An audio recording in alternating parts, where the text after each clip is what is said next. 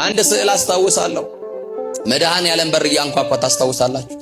እስቲ የሚያስታውስ ወይ ያ ስዕል ቤታችሁ ያለ ምን እያንኳኳ የተዘጋ በር ላይ ቆሟል። ያ በር አልተከፈተም፣ እሱ ግን ማንኳኳቱን አላቆመም። ያ በር ያንቺ ልብ ነው።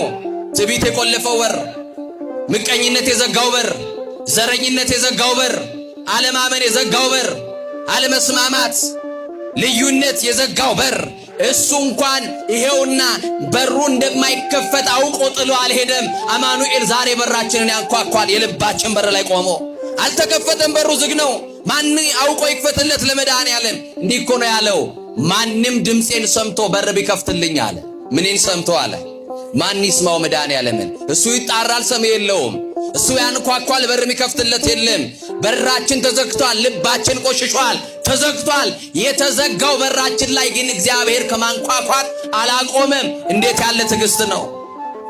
የተዘጋ በር ላይ ቆሞ ማንኳኳት። ቀንም በእዩት፣ ማታም እዩት፣ ሌሊትም ተነሱ፣ አማኑኤል በራችሁ ላይ ነው ያለው። እያንኳኳ ነው። በሩ ግን እንደተዘጋ ነው። በሩ ግን እንደተቆለፈ ነው።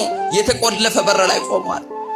ለዚህ ጌታ በር ብትከፍቱለት እንዲህ አለ፣ ወደ እሱ ጋር እገባለሁ ብቻ አይደለም ያለው፣ ከእርሱም ጋር እራት እበላለሁ አለ።